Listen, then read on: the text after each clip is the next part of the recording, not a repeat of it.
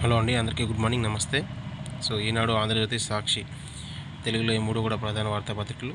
So ఈ మూడిట్లో వచ్చే ముఖ్యమైన అంశాలని ప్రతిరోజు కూడా 15 నిమిషాల పాటు చర్చించుకోవడం మన యొక్క కంటెంట్ అండి. సో వీడియో అయితే చివరి వరకు చూడడానికి అయితే ప్రయత్నం చేయండి. అట్లాగే లైక్ చేసి ఖచ్చితంగా సబ్స్క్రైబ్ చేసుకోండి. సో ఈనాడు పేపర్ కానీ, ఆంధ్రజ్యోతి పేపర్ కానీ, సాక్షి పేపర్ కానీ, మీకు ఏ పేపర్ నచ్చుతుందో ఆ పేపర్ ఖచ్చితంగా కామెంట్ రూపంలో తెలియజేయండి.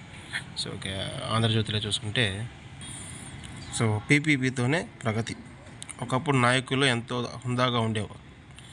మహోన్నత విలువలతో రాజకీయాలు నడిపి వాజ్పేయి లాంటి గొప్ప వారితో కలిసి పనిచేశాను నేను. ఇప్పుడు చిల్లర వ్యక్తులతో మాట్లాడాల్సి వస్తుందని ఆయన కొంచెం ఎమోషనల్గా ఫీల్ అయ్యారంట. సో వాజ్పేయి కూడా ఇదే నమ్మారు. మౌలిక వసతులు, ప్రాజెక్టులతో సంపద సృష్టి నాంది పలికారంట. జనం గుండెల్లో శాశ్వతంగా నిలిచారు. ఇప్పుడు పీపీపీలో కాలేజీలు కడితే జైల్లో పెడతామంటున్నారు. ఈ హెచ్చరికలపై ప్రజలు ఆలోచించాలి. దేశ భవిష్యత్తుకు బాటలు వేసిన మహనీయుడు వాజ్పేయి అణు పరీక్షలతో బలమైన శక్తిగా మార్చారు. సుపరిపాలన, విలువలతో కూడిన రాజకీయం ఆయన సొంతం. ఆర్థిక సంస్కరణలకు పీపీ ప్రారంభిస్తే వాజ్పేయి వాటిని కొనసాగించారు. మాజీ ప్రధాని కలాంతో కలిసి పనిచేయడం నా అదృష్టం. అమరావతిలో వాజ్పేయి విగ్రహావిష్కరణ హాజరైన కేంద్ర మంత్రి చౌహాన్ అంటండి. సో అట్లాగే పీపీపీ విధానమే బేస్. వైద్య కళాశాల నిర్మాణానికి కేంద్రం కూడా 60% సాయం అంటండి. సమన్వయానికి సెల్ ఏర్పాటు చేయండి. మంత్రి సత్యకుమార్కు కేంద్ర మంత్రి నడ్డా లేఖ. కేంద్ర సహకారం కోరుతూ మంత్రి తిరిగి లేఖ అంటండి. సో సెంట్రల్ గవర్నమెంట్ కూడా పీపీపీ విధానానికి సై అనేది. సో వాళ్ళు కూడా కొంచెం 60% దాకా రాయితీలు ఇస్తారంట. సో అట్లాగే భీమవరం డిఎస్పీస్ జయసూర్యపై బదిలీ వేటండి. హెడ్ క్వార్టర్స్లో రిపోర్ట్ చేయాలని డీజీపీ ఆదేశం. సివిల్ తగాదాలు, పేకాట సెటిల్మెంట్లో భాగస్వామ్యం, పవన్కు బాధితులు ఫిర్యాదు. మొదట్లో జయసూర్యకు మద్దతు ఇచ్చిన రఘురామకృష్ణరాజు ఆ తర్వాత సైలెంట్ అయిపోయారంట. ఆకస్మికంగా బదిలీ వేటంటండి. సో ఇక మనమిత్ర మాకు తెలియదు. ప్రభుత్వ సర్వేలో 68% మంది వెల్లడి అంటండి. వాట్సాప్ గవర్నెన్స్ వాడితే డబ్బు పోతుందేమో అని 32% మంది భయం అంట. స్మార్ట్ ఫోన్ లేవని 30% మంది, వినియోగించింది కేవలం 20% మాత్రమే. కృష్ణా, గుంటూరు జిల్లాలోని కనిపించిన స్పందన, అవగాహన కల్పించడంలో వైఫల్యం అంటండి. సో మనమైతే తెలుసు కదండి, గవర్నమెంటు ఒక వెబ్సైట్ అయితే తీసుకొచ్చింది కదా వాట్సాప్ ద్వారా. సో అందులో ఈ వాట్సాప్లో సేవలు వస్తాయన్నమాట. అంటే ప్రతిదానికి సచివాలయానికి కానీ లేదా ఎంఆర్ఓ ఆఫీస్ కానీ పోకుండా కొన్ని సేవలు అనేది వాట్సాప్ ద్వారా పొందొచ్చు. సో అటువంటిది చాలామందికి తెలియదంట. సో దాన్ని వాడితే కొంతమంది డబ్బులు కట్ అయిపోతుందని అంటే ఉంటారు కదా, వాళ్ళు అట్లా అనుకొని తప్పుగా అర్థం చేసుకోవడం జరుగుతుంది. సో అట్లాగే డివైడర్ దాటి బస్సును ఢీకొట్టిన లారీ. 2 వాహనాలు బుగ్గి 6 సజీవ దహనం, మరో 28 మంది గాయాలు. పలువురి పరిస్థితి విషమం. కర్ణాటకలోని చిత్రదుర్గ జిల్లాలో ఘోర ప్రమాదం అంటండి. బస్సు డీజిల్ ట్యాంకు పేలి మంటలు. తెరుచుకొని డోర్లు, అద్దాలు పగలగొట్టి బయటపడిన పలువురు వ్యక్తులు. లోపల ఉన్న మరికొందరిని కాపాడిన వైరం. సో పర్యవేక్షణ లోపం. వివాహేతర సంబంధము, భర్త మర్మాంగం కట్టండి. వేరే మహిళతో ఉండగా రెడ్ హ్యాండెడ్గా పట్టుకున్న భార్య కత్తితో మర్మాంగాన్ని కోసేసి బయటపడేసిన వైనం. తమిళనాడులోని కోయంబత్తూరులో ఘటన. వామ్మో. సో అలిపిరి దివ్య దర్శనం టోకెన్ల క్యూలో స్వల్ప తోపులాట అంటండి. ఎస్ఎస్డి టోకెన్ల జారీ ముగియడంతో ఒక్కసారిగా దూసుకువెళ్లడంతో ఘటన. లాఠీతో తట్టి ముందుకు పంపిన భద్రతా సిబ్బంది. సో 3 రోజులు వరుస సెలవులు ఉన్నాయి కదా, అందుకు తిరుమలలో బాగా ఎక్కువైపోయినట్టున్నారు. అది 12,600 రికార్డు స్థాయిలో బుధవారం తిరుమల కొండెక్కిన వాహనాలు అంటండి. సో వరుస సెలవులు కావడంతో రద్దీ బాగా. సో ఇక ఈనాడు చూసుకుంటే, జనహృదయ నేత వాజ్పేయి. అటల్ ఎన్టీఆర్ సేవలు గుర్తుండిపోయేలా అమరావతిలో శృతివనాలు.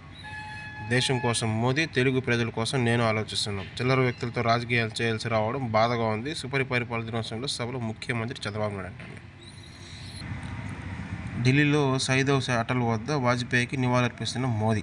ఆర్టికల్ 370 గోడను కూల్చేయడం గర్వకారణంగా ఉంది. ప్రధాని నరేంద్ర మోదీ లక్నోలోను ప్రేరణా స్థల్ ప్రారంభం. సో జమ్మూ కాశ్మీర్ ప్రత్యేక ప్రతిని పిలిపించే ఆర్టికల్ 370 అనే గోడను కూల్చేయడాన్ని భాజపా గర్వకారణంగా భావిస్తుందని ప్రధానమంత్రి నరేంద్ర మోదీ స్పష్టం చేశారు. వారసత్వ రాజకీయాలు చేసే కాంగ్రెస్ పార్టీలో ఒక కుటుంబాన్ని కీర్తించడం దారుణమని వ్యాఖ్యానించారంట. సో కర్ణాటకలో ఘోర రోడ్డు ప్రమాదం అనేది చదువుకున్నాం. ట్రావెల్స్ బస్సు ఢీకొన్న లారీ. అర్ధరాత్రి వేల మంటలో చిక్కున్న ప్రయాణికులు. బస్సులో 5గురితో పాటు లారీ డ్రైవర్ సజీవ దహనం, 28 మంది గాయాలంట. సో దాన్ని బేరవర్తి వేశారు. అట్లాగే ఇక తిరుమల కిటకిట వరుస సెలవులతో పోటెత్తిన భక్తులు. భూదేవి కాంప్లెక్స్ విలువల్లో టోకెన్ల కోసం ఇనుప గ్రిల్స్ను దూకి మరీ వెళ్తున్న భక్తులు అంట. సో గ్రేటర్ విజయవాడతోనే భవిష్యత్తు. ముఖ్యమంత్రికి ఎంపీ శివనాథ్ ఎమ్మెల్యే గద్దె విజ్ఞప్తి. సానుకూలంగా స్పందించిన చంద్రబాబు నాయుడు. వర్సిటీల్లో గాడి తప్పుతున్న పరీక్షల విభాగాలంటండి. ఉమ్మడి ఎకనామిక్ క్యాలెండర్ పట్టించుకోకుండా పరీక్షలు, ఫలితాల విడుదలలోనూ ఒక్కో చోట ఒక్కో విధానం. పునర్మూల్యాంకనంలో మారిపోతున్న మార్కులంట. మరి పర్యవేక్షణ లేకపోతే అట్లే జరుగుతాయండి. ప్రతి యూనివర్సిటీలో జరుగుతూనే ఉన్నాయి. డబ్బులు ఇస్తే పాస్ చేస్తున్నారు. మద్యం మత్తులో రోడ్డుపై ఏఎస్ఐ వీరంగం. సిఐ పోలీసులతో వాగ్వాదం అంట. మద్యం మత్తులో రోడ్డుపై వీరంగం సృష్టించారు ఓ ఎస్ఐ. సిఐ ఇతర పోలీసుల సిబ్బందితో వాగ్వాదానికి దిగారు. దీంతో వారిని తోసేశారు. దీనికి సంబంధించిన వీడియో గురువారం సామాజిక మాధ్యమాల్లో వైరల్ అయ్యాయి. బాపట్ల జిల్లా వేటపాలెం పోలీస్ స్టేషన్లో ఏఎస్ఐగా పిల్లి రవికుమార్ పనిచేస్తున్నారు. ప్రస్తుతం చీరాల గ్రామీణ సిఐ కార్యాలయంలో ఆయన విధుల్లో ఉన్నారు. క్రిస్మస్ను పురస్కరించి తెల్లవారుజామున చీరాల పట్టణంలో సెయింట్ మార్క్ సెంటర్ లూథరన్ చర్చిలో ప్రార్థనలు జరుగుతున్నాయి. ఏఎస్ఐ తన కారులో ఆ ప్రాంతానికి చేరుకున్నప్పుడు పోలీసులు రక్షక్ జీబుకు ఆయన వాహనం తగిలింది. ఆ వాహనం డ్రైవర్ ఏఎస్ఐని ప్రశ్నించడంతో వాగ్వాదం చోటు చేసుకుందంట. సమాచారం అందుకున్న 1వ పట్టణ సిఐ సుబ్బారావు అక్కడికి చేరుకుని ఏఎస్ఐకి సర్ది చెప్పబోయారు. అప్పటికే మధ్యమత్తులో ఉన్న ఏఎస్ఐ హంగామా చేయడంతో పాటు సిఐ సిబ్బందితో చేశారు. పోలీసులు అక్కడి నుంచి ఏఎస్ఐని కొంత దూరం లాక్కెళ్లి వదిలేశారు. ఘటనపై జిల్లా ఎస్పీ ఉమామహేశ్వరరావు ఏఎస్పీని వీఆర్ పంపారు. విచారణ చేయాలని చీరాల డీఎస్పీ మొహమ్మద్ మెయిన్కి ఆదేశించారంట. ఇక సాక్షి చూసుకుంటే ఆర్టికల్ 370 గోడను బద్దలు కొట్టాం.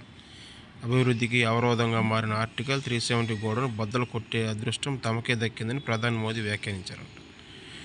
సో అట్లాగే బంగ్లా డార్క్ ప్రిన్స్ పునరాగమనం.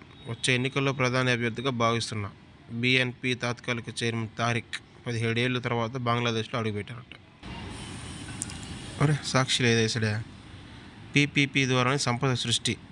హైదరాబాద్ను హైటెక్ సిటీతో అభివృద్ధి చేసినట్టే అమరావతిని క్వాంటమ్ వ్యాలీతో అభివృద్ధి చేస్తామని సీఎం చంద్రబాబు గారు చెప్పారు. గుంటూరు జిల్లా వెంకటాయపాలెంలోని 14 అడుగుల వాజ్పేయి కార్యక్రమ విగ్రహంలో ఆయన పాల్గొన్నారంట.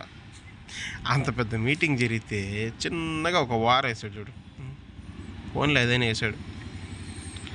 అట్లాగే కేంద్ర నిధులపై బాబు సర్కార్ పెత్తనం. గ్రామాలకు గ్రహణం. 15వ ఆర్థిక సంఘం సిఫార్సుల మేరకు గ్రామ పంచాయతీలు కేంద్రం ఇచ్చిన నిధులపై ఆంక్షలు. రాజ్యాంగబద్ధంగా స్థానిక సంస్థలకు ఇవ్వాల్సిన నిధులను అడ్డుకుంటున్నారని అంటున్నారు. దాన్ని వేశారు. ఏమండి, వాళ్ళైనా కనీసం ఈ 1 సంవత్సరం అయినా ఇచ్చారు, మీరు అది కూడా ఇలాగా ట్రెజరీలో పడిన వెంటనే డ్రా చేశారు. ఆ డబ్బులు వెంటనే ట్రెజరీలో పడింది, ఆ వెంటనే దాన్ని మార్చేశారనమాట వేరే పథకాలకి. స్థానిక అవసరాలకు అనుగుణంగా ఖర్చు పెట్టనివ్వకుండా గ్రామ స్వరాజ్యానికి తూట్లు. రాష్ట్ర ప్రభుత్వం నిర్ణయించే పనులకే నిధులంటూ పంచాయతీరాజ్ సర్క్యులర్. విజయనగరం సహా పలు జిల్లాల్లో ఎంపీడీ వరకు ప్రభుత్వం నుంచి ఆదేశాలంట. సర్పంచులకు పదవీ కాలం ముగుస్తున్న సమయంలో బాబు సర్కార్ రాజకీయ ఎత్తుగడలు చేస్తారండి. మరి మీరు చేశారు కదా. సో 3 నెలల్లో వాళ్ళ పదవీ కాలం ముగుస్తుంది కదా. సో అందుకనేసి వాళ్ళు అడ్డదిడ్డంగా అవసరం లేని పనులు కూడా చేపించేసి ఆ పనుల మీద నాణ్యత లేకుండా బిల్లులు డ్రా చేసుకుంటున్నారని దాన్ని హోల్డ్లో చేశారంట.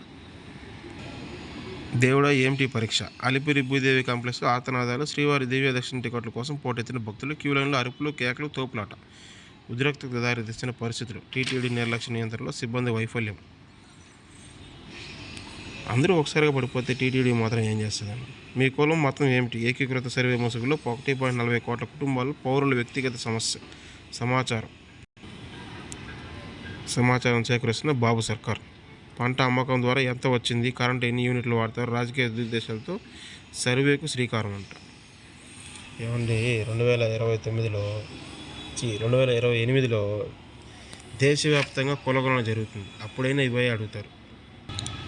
అట్లాగే క్రిస్మస్ వేడుకలో వైఎస్ జగన్ అంటండి కుటుంబ సభ్యులతో కలిసి ప్రత్యేక ప్రార్థనలు. నూతన సంవత్సరం క్యాలెండర్ ఆవిష్కరణ. దీనికి మాత్రం ఫ్యామిలీతో యాడ్ అవుతారు. సో కందమ్మాల అడవుల్లో భారీ ఎన్కౌంటర్ అంటండి. 4 మావోయిస్టుల మృతుల్లో కేంద్ర కమిటీ సభ్యుడు గణేష్ వీకే. ఈయనపై 1.10 కోట్ల రివార్డు అంటండి. సో బచావతి ట్రిబ్యునల్కు విరుద్ధంగా గోదావరి కావేరీ అనుసంధానం. ఇచ్చంపల్లి నుంచి 85 టీఎంసీలు వాడుకోవడానికి ఉమ్మడి ఏపీకి ట్రైబ్యునల్ అనుమతి. కానీ అక్కడి నుంచి 145 టీఎంసీలు కావేరీకి మళ్లించేలా ఎన్డబ్ల్యూడిఏ డిపిఆర్. ఇది ట్రిబ్యునల్ అవార్డుకు విరుద్ధమేనంటున్న సాగునీటి రంగ నిపుణులు. సో అదే అన్ని 3 పత్రికల్లో వచ్చిన ప్రధాన అంశాలు. సో వీడియో చివరి వరకు చూసిన ప్రతి ఒక్కరికి కూడా ధన్యవాదాలు. సో లైక్ చేసి ఖచ్చితంగా సబ్స్క్రైబ్ చేసుకోండి.